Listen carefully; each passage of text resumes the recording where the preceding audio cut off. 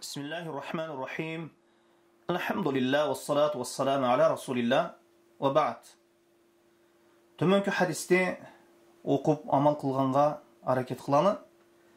Бұл hadis Jabir radıyallahu anhudan rivayet kılınat. Peygamberimiz sallallahu aleyhi ve sellem aytты: "Law anna ibn Adam farra min rizqihi kema yafirru min al-maut, la adrakahu rizquhu kema yudrikuhu al-maut."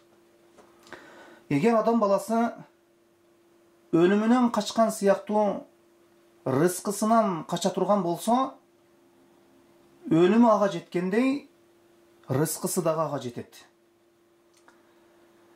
İnsan баласының өлімі, ажалы белгіленген сияқты өне, рызқысы дағы өлчөнген.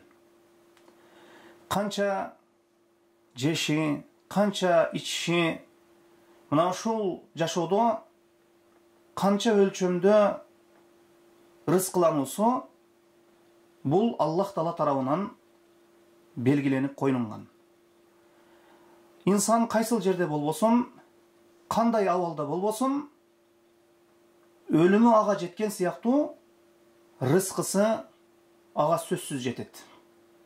Ошол жазып коюлган рызкыны сөзсүз инсан баласы пайдаланат, жана ошол рызкысын жейт, ичет, мына ошол рызкысы өлчөнгөн рызкысына ылайык.